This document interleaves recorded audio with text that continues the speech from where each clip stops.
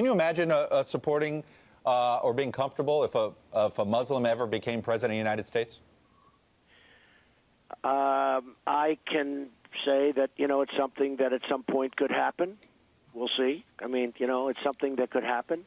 Would I be comfortable? I don't know if we have to address it right now, but I think it is certainly something that could happen.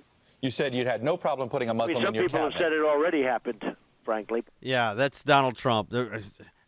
We swapped on our regular audio clip for our Trump clip for this evening because, well, he's in the news, I don't know why. I mean, he's only running for president.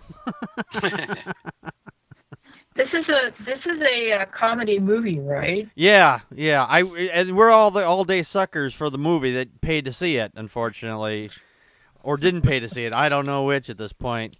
But he's out doing his campaigning in all these weird places, and this one particular church invited him in.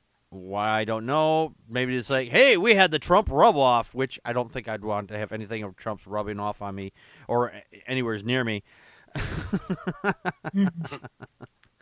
But he apparently went to this one particular church out in Flint, Michigan to talk about the water situation out there, I guess. And he got up on the pulpit there. He started saying, Hillary failed on the economy just like she has failed on foreign policy.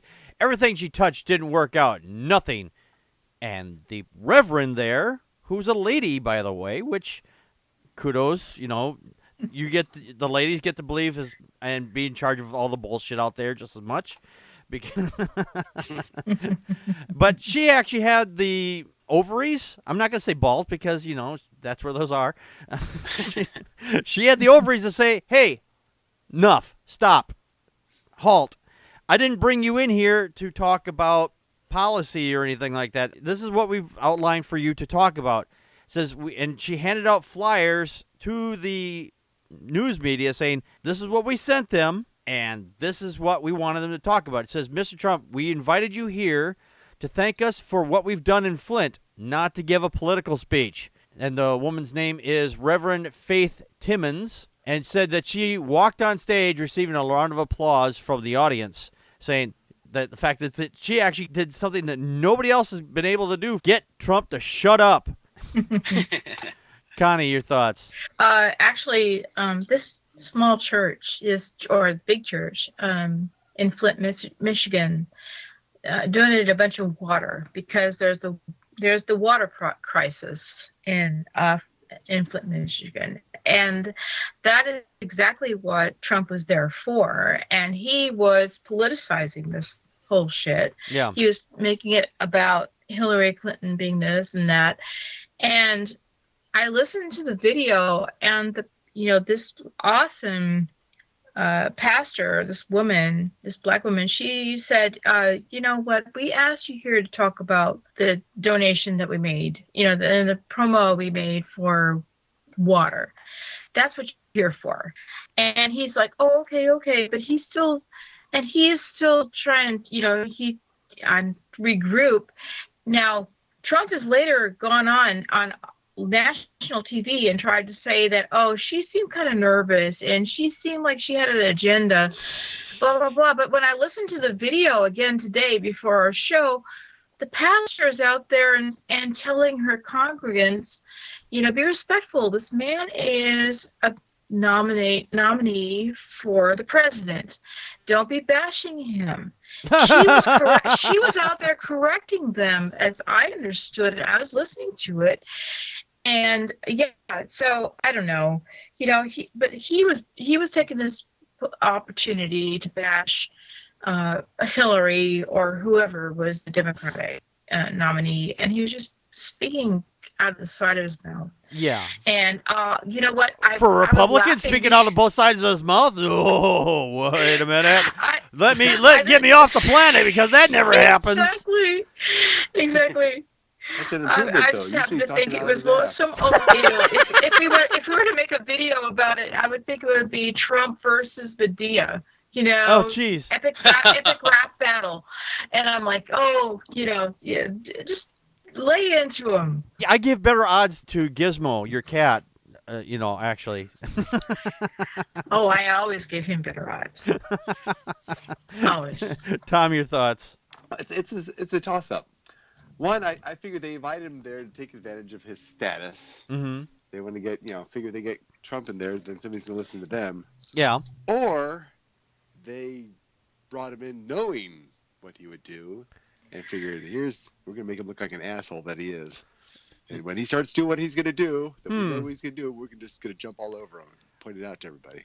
Maybe they were probably hoping. I would like to think that they were probably hoping it's like, yeah, this is what we've asked him to talk about, and he would actually stay on point. Because they thought that they would be the first ones he would stay on point with. Right. Yeah, like that's ever gonna happen. The fact that he actually showed up, I'm surprised there. But I guess you just have a place where a lot of people can, see him speak, that he'll probably be there anyway. So the fact is, this guy is a fucking butt munch to begin with, and the fact that they actually invited him there, and I agree with you, they probably said, well, if we can get Trump here, maybe we can get more people in the pews, and then we can fleece them more for more money. It's like, hey, Trump sat here, Trump was here, so hey, money follows money. All the rich people will be here. Well, no. Unworshiped deity, your thoughts? Well, he's polling really, really low with my fellow African Americans. He's like less than 6%. And he polled at like 2% or 1% in Pennsylvania and Ohio. So I'm thinking he went there to try to pick up some crumbs of some people of color that may vote for him. Yeah. And when Medea came out, well, not Medea, but when Faith came out and shut him down, she did it very nicely. I think it was. I didn't sense any malice there, and he went on. And if he's making a big deal out of it, I think it's rather unnecessary. Yeah. Well, covering his tracks, possibly more so, or well, yeah, I guess he has to save face. He has to sort of do the usual rigamadoo with Fox News and people like that. Yeah, it wouldn't be the first time that Trump's gone somewhere and had somebody else said something completely different, and he's completely turned around and said and lied about it. Yeah. That's just kind of like Trump's thing, So.